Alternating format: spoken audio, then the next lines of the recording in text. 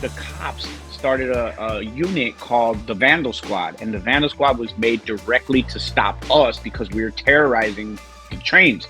So they would dress up like graffiti writers, have their little backpacks with their Adidas and fat laces, and they would have markers sticking out of their backpack, and they would be like talking to you like, "Hey, what up, man? What you write, bro?" And they would like literally try to catch you. And well, I remember one time they caught me, and I'm like, they're like, "You write down, right?" Because Down was my name before Worm. And I'm like, "Yeah, I write down, but you didn't catch me do nothing, so you can't lock me up." Bad mistake, because ever since that day, the cops locked me up every time they saw me. The Vandal Squad see me, and they would like, "Oh, that's Greg Gunter. That's the Midway King. Remember we talked about him at the beat meeting?" They would rip my stuff open, lock me up every time they see me. Welcome back to the Invest in Yourself podcast. Today I'm joined by Greg Gunter. Greg was once a well-known graffiti artist in Chicago. He was also a drug dealer too at one point. Greg unfortunately got addicted to doing drugs and it took control of his life completely. He got locked up for a while and started thinking of ways to better himself. Greg has changed his life around since he's gotten sober. Please subscribe to my channel for more interviews like this. And without further ado, let's get into this interview with Greg. All right, Greg, thank you for coming on the podcast today, man. I really appreciate you reaching out through, like we were talking before we started recording. You've seen one of my podcast reels I did with Arthur Williams, the money counterfeiter, man. You've seen the positive change, man, and you're one of the redemption stories yourself. So I appreciate you reaching out, man, and Thanks for sharing your having me. story today. Yeah, I appreciate it. Thanks for having me. It's been a long time coming. So, I just really want to, maybe inspire or give hope to people that were in the same place where I was at before. Yeah. Well, what is a little background on you, man? What was Well, so there's a whole lot to the story. I don't know if I can't really get all of it, but Oh yeah. yeah, so I'm a graffiti writer. I started in 1993. I started spray painting buildings. As I got a little bit older, I started getting into drug dealing, and at one point, I was moving like a quarter key a week. I was really big time into that, and then next thing you know, I started using it, and then I became an addict. I OD'd. I almost died. I currently August 3rd, I'll have 14 years sober though. So just to let people know, Good. like That's a I, long I made time. it out. Yeah, I made it out. Yeah. Um, You made it out. you gotta have a strong will Well, though, man. That's the thing. yeah, Um, no doubt. and Well, and also, let me see. So okay, after that, I got clean. I started my shop. I started thinking that I could sell drugs again, and here it is. I'm clean, thinking I could sell drugs again, and I landed up getting caught. Someone snitched on me. I went to jail, and I was in there because I always told myself, I was like, you know what? There's not enough money in art. I have to sell drugs. So what happens is when you tell yourself something, that becomes your reality. So when I told myself there wasn't enough money in art, there was never enough money in art, and I thought I needed to sell drugs, and I went back to like kind of having a crutch. And it's like they say, you can't have a plan B because that means that you don't believe in your plan A. So I got caught. I'm in jail. I started doing portraits for $5. I didn't have no money. I started doing portraits for $5, and I started doing cards for $1. And I didn't have nothing, but I had a box full of food. And then I was like, wait a minute, if I could eat in here, why can't I eat out there? And I started to think like, you know what, I could. And I was reading this book called Purpose Driven Life by Rick Warren, and I was like asking, I said, God, why am I here? Why am I on this planet? Why do I exist? And he said, you know why you're here. And I was like, what kind of answer is that? It's crazy, right? Well, the answer was directly to me, and I understood it. And it was not to sell drugs, not to be a rapper, not to do this or that, or whatever I thought I needed to do. My purpose was to make art. And so I have no high school diploma. I have felonies. I have, no education, no training. How was I going to get a job? What was I going to do? I can't sell drugs no more because I got caught. Once you're caught, you can't keep going back to that because now they have a hot light on you, I guess you could say. So I'm like, right, what am I going to do? What am I going to do? What am I going to do with my life? So I was like, right, okay, I know two things that were negatives in my life, and both of them were felonies. Both of them I actually have got convicted of felonies for, and one of them was graffiti. So from graffiti, I had learned art, and I became good at making art. And then from selling drugs, I learned entrepreneurism. I learned business. I learned how to buy a product for less and sell it for more. So I took the hustle from selling drugs and I took the art from graffiti and I turned two negatives into a positive. And now I'm able to support my whole family from doing something that I like to do. Yeah. Well, no, I mean that's a really good intro and background on really Yeah, right. That's the your intro. If that's the intro, I can't wait to see the whole episode. well, I mean, in a nutshell, that's what you really break it down Yeah. to the people that don't know your story, because you've done one episode of, from what I'd seen when I was doing research, the documentary that was on your Instagram, this 10-minute segment that you did, and that came out nicely. That was really well done, and I It, thought it it's was. it's funny because I thought that was my documentary, and I was like, people are like, "Yo, the trailer for your documentary is dope. We can't wait to see the whole episode, the whole movie." I'm like, "Oh fuck, that was my documentary," but I guess I gotta make it longer because people want Yeah. more. Right, exactly, and I think that was definitely a good start. But I think it was really nice the way it came out, but I know there's more to your story and, like, It can't all be said in one episode. no, for sure. I mean, unless people wanna sit down and spend hours and hours listening to it, and of course, Right, I right. but I mean, to kinda, expand a little bit on things that you can expand on, like, what was your early life growing up? And, like, what got you into crime, graffiti, So that I that I path? grew up I grew up in the South Side of Chicago. Um, my mom was a single mom, so we moved around a lot. We were always broke. Um, in Chicago, you really wanted to kind of feel like you're a part of something. So in Chicago, they have gangs, they have graffiti, and party crews. They have different things, and you kind of want to have be a part of something. So you're with your peers, and you feel like you belong. I guess you could say, and there's that sense of belonging that people they join something and they feel a part of something. Some join the gang, some join the crews, and for me, it was graffiti because I always was fascinated with seeing the graffiti when I was a kid. I would see it on the mailboxes, and then I would see it, and I'd be like, man, that's so cool. And I started scribbling in my notepads. And then next thing you know, I started like, climbing on the tracks and running down the tracks and painting them. And I it just from the graffiti, it became I think that was really my first addiction because graffiti was something about it, the adrenaline of like running on the tracks and getting chased or getting away with it and then the satisfaction of riding the train and seeing your name somewhere really high that nobody else could reach. That was probably my first addiction and was actually like my hardest addiction to quit. Yeah, and, like, for you, that was the crew you ran with and stuff, and, like, what was did you have a lot of police encounters with that, or, like, close calls I when you were doing mean, that? so yeah, so here's the thing. When I was a kid, I was a smartass, right? When I was 16, they had we tore the Orange Line up. The Orange Line opened in like 93. We had the Orange Line from Midway to downtown. At one point I had 56 spots on the Orange Line, which is like all at the same time simultaneously. So the What is the orange Midway line? the train, the Orange Line, and Okay, yeah, it's a train in Chicago. So okay. at one point, I had all these all along the Orange Line, and that was where I started. Now, the cops started a unit called the Vandal Squad, and the Vandal Squad was made directly to stop us because we were terrorizing the trains. So they would dress up like graffiti writers, have their little backpacks with their Adidas and fat laces, and they would have markers sticking out of their backpack, and they would be like talking to you like, "Hey, what up, man? What you write, bro?" And they would like literally try to catch you. And I remember one time they caught me, and I'm like, they're like, "You write down, right?" Because Down was my name before Worm. And I'm like, "Yeah, I write down, but you didn't catch me do nothing, so you can't lock me up." Bad mistake because ever since that day, the cops locked me up every time they saw me. The Vandal Squad see me, and they would like, "Oh, that's Greg Gunter. That's the Midway King. Remember we talked about him at the beat meeting." They would rip my stuff open, lock me up every time they see me. And as a juvenile, I got arrested about 30 times. They kept arresting me for no reason. I remember I'd get off the train from the police station and they would be searching me. I'm like, I haven't even got home yet. Can I get home? Like you're already searching. Let me get home. I haven't even ate nothing.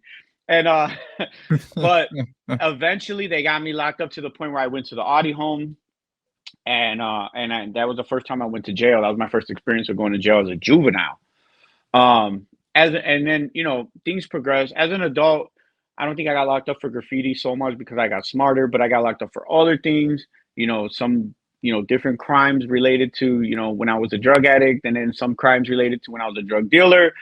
Um, so I've seen all the spectrums. I've been at the high point of selling and making all the money, and I've been at the low point where I was an addict and I was like at rock bottom. So I can tell you that I've been through it all, and you know what? I used to be ashamed of this. I used to not want to tell people my story, and I ran into a friend. He's like, "Man, you know what? You give me hope," and I'm like, "I haven't seen you in 5 years. How do I give you hope?" He's like, "Well, just the fact that you were able to make it makes me think that maybe I can make it." And I'm like, whoa, that was deep because Yeah. I'm just living. I'm not thinking about that. I'm just trying to do the best I can every day. I didn't think like people are actually watching and people are actually paying attention to how I'm carrying myself, how I'm living, things like that. Hmm. And So I'm always go I'll, ahead. What were I'll, you gonna say? I'll go ahead. I didn't mean to cut you off. I'm Go always ahead. stuck on this hustle and bustle, right? Where I'm always like, I'm trying to make it, I'm trying to make it, and like, and my friend's like, bro, you already made it. I'm like, what do you mean? I'm not selling my canvases for 20,000 yet. He's like, bro, but you are supporting your whole family from art. How many Mhm. artists are doing that? And I'm like, you know what? I just have to stop and say, thank you, God. Thank you. And give a moment and be like, you know what? Thank you. Because it wasn't that long ago that I couldn't afford $20 for diapers. It wasn't that long ago that I was scrambling for Christmas presents in the Walgreens aisle trying to make something out of nothing. So I have to remember those moments and be totally appreciative and have gratitude for where I'm at today. Because even if I'm not done, I have to stop and smell the roses once in a while. Right. Well, what led into, if you feel comfortable talking about, like, the form of your drug addiction? What led into it? So I mean, it started off. If I could be brutally honest, it started off when I was selling cocaine, right? And I could do one bump, test it, and put it down. And then eventually people are like, "Oh, I'm gonna buy a bag and I'm gonna share it with you." And I'm like, "No, there's three of you. How are you gonna share a bag with me? I'm the one with, you know." And people would try to get you to party with them, and they would want to like get you to, eventually they started getting me into it more. And then next thing you know, once I tried smoking it, and next thing you know, smoking crack is totally different than sniffing cocaine. So then I was off. I was fucked up for about a good year or two. That brought me down really, really quick. I had a good couple years where I was fucked up. And at the end, I was trying to go to meetings. I got 3 months. I got 30 days clean. And then I relapsed. Got 6 months. Oh no, I got 3 months. Then I got 6 months. Then I got 9 months. I kept falling down. I kept getting punched in the gut, kept getting knocked on my ass, but I kept getting up. I kept fighting. And every time I kept getting knocked down, I got knocked down harder. I'm like, fuck, I keep fucking up.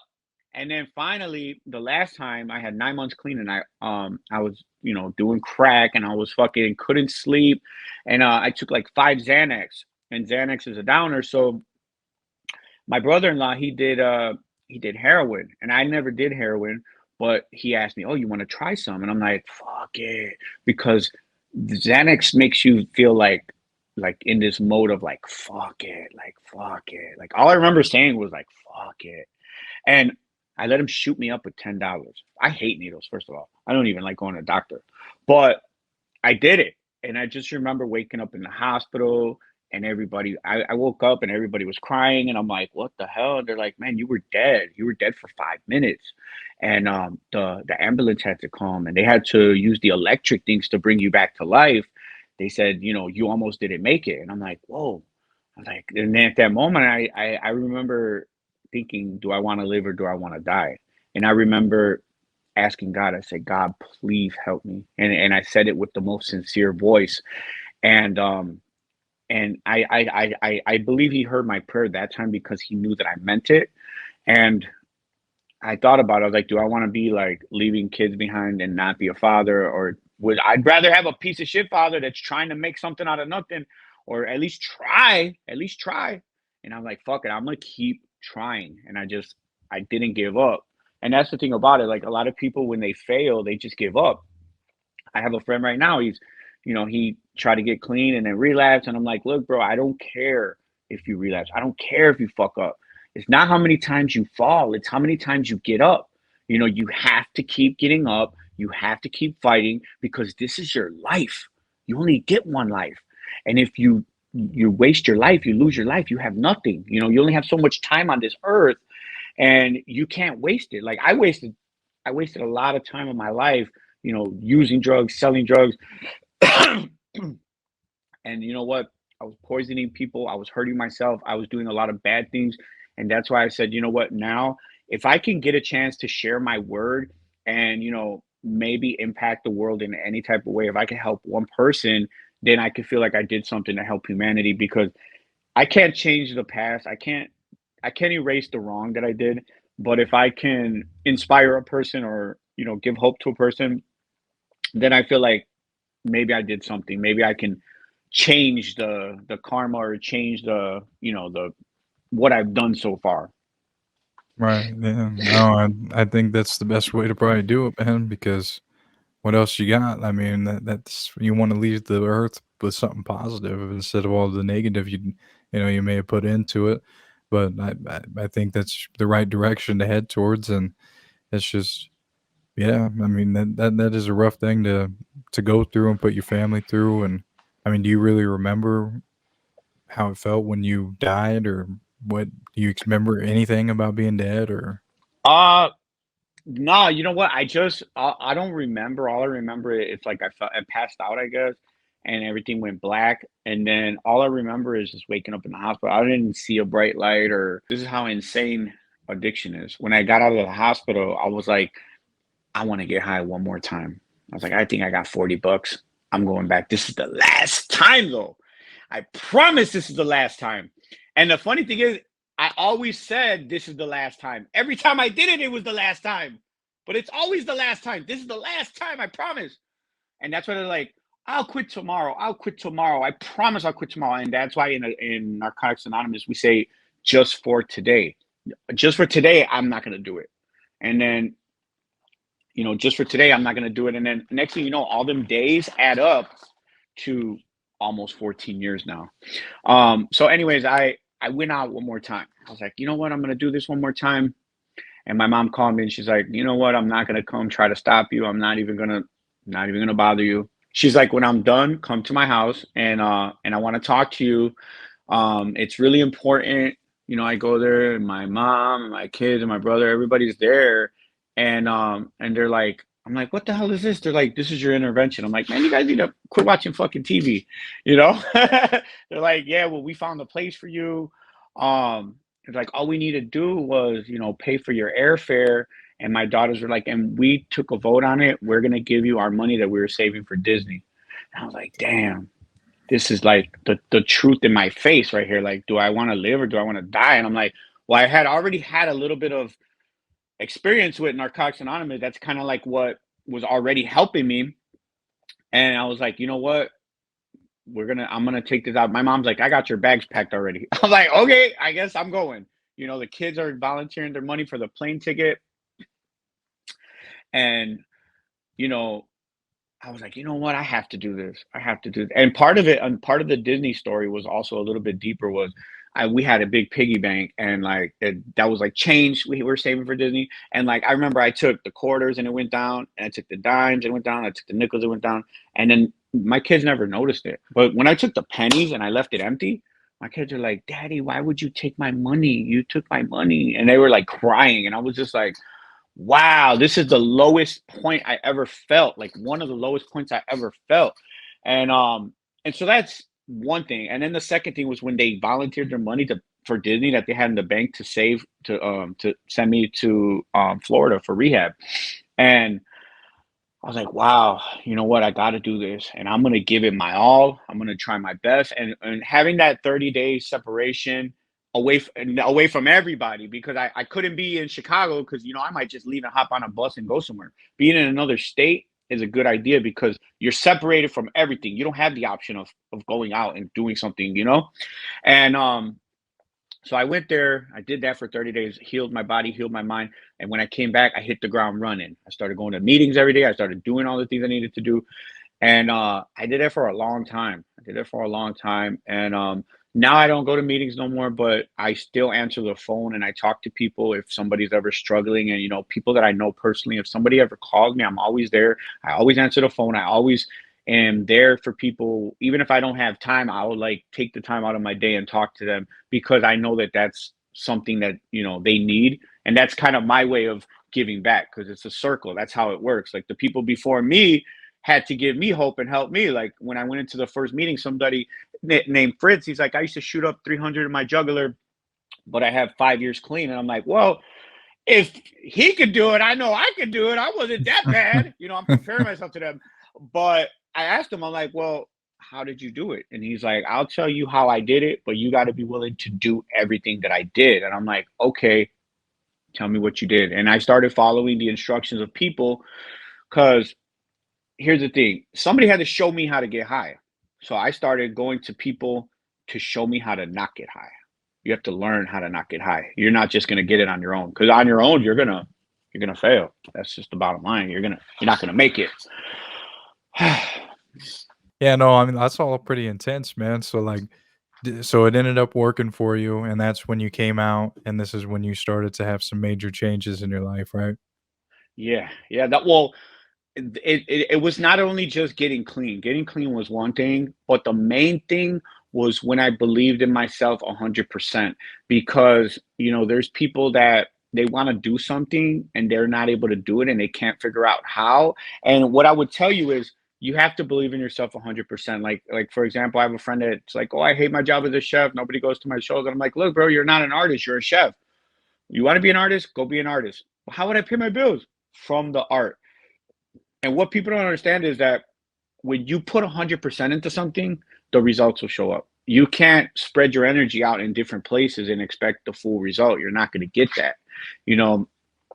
And another thing, my son, he followed my path, and he started doing the hustling, and he got caught. I'm like, he's just like me. So I try to give him advice and try to tell him, like, look, bro, you're an entrepreneur, you're a CEO.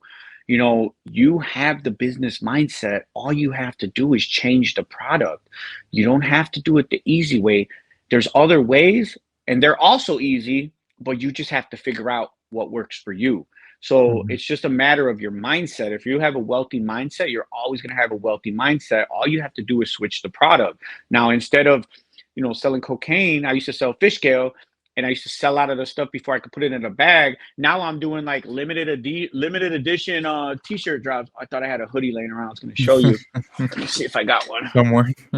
Oh yeah, here we go. So I do these limited edition drops, right? This is one somebody paid for and I still have to ship it to them.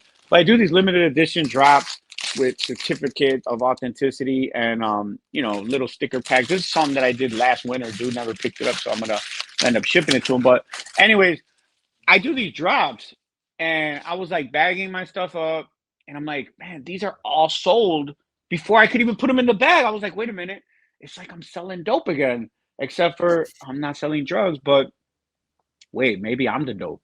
Maybe my product became the dope. And now I'm still hustling dope, but I just changed the item. So that's what my message is like. If you're a hustler and you're slanging and you're doing, flipping stuff and you're buying something for cheap and selling it for more, you're an entrepreneur. You're a businessman. You're a CEO. You can do that with anything. You can turn, pennies into dollars. Guess what? You can do that with anything. I buy a product, I put my touch to it, I sell it for more, I put it in a package. I'm still bagging up dope, except for it's my art is the dope now. Right. No, that makes sense. I see what you're saying, man. It's a good point. So when you got out of treatment, and what did that look like for you? What was your next step? Because Well, when I got out, it was like ground zero. Okay, so um, everything happened slow because in the beginning you have to focus on yourself 100%. I didn't even really start making money until after like the first year because money can be a trigger. Going around certain people, certain places can be a trigger. So you have to like separate yourself from everything and focus on just, learning how to not get high. And guess what? a year, no, maybe a year and a half later, I, made some money. I started accumulating a little money, and I was able to take my daughters to Disney, and I was able to pay them back for borrowing me that money, and I was able to give them that trip that they were hoping for, and it was a really happy moment for me just to be able to to do that, to give them that memory. Yeah, no, I'm sure they enjoyed that after that and being Yeah, sober. what kid wouldn't, right? Being sober and everything, you know? Yeah. Well, I mean, that's the main thing, you know, that, kids definitely would want what you to see in their fathers being sober. That's the main thing. Obviously, they wanted that more than their trip because Yeah. that's, that means the whole world to them. So for them to sacrifice that and understand that at that young of an age, man, that is totally something, man. That's power of And they love, did man. it, and it was a democracy. They took a vote on it. There's three daughters. They all took a vote. They all said yes. Yeah. There was no issue about it. Yeah. No, and you know what? That was the best feeling in the world because that made me think like, you know what? If they believe in me, why don't I believe in me? And I'm like, you know what? I think I can do this. I don't know. I don't At that point I was like, I don't know if I'm gonna make it. I don't know if I'm gonna fail. I actually thought that I was gonna die that way. I actually thought that I was condemned and I was damned for life, and I actually just accepted it. And there was points where I wanted to kill myself, but I was like too pussy to do it. I was too scared to do it. And then I was like, you know what? Maybe it's not that I want to die, it's that I want that part of me to die. And I was like, that's probably what it is. I just need to kill off that part of me because I was still inside.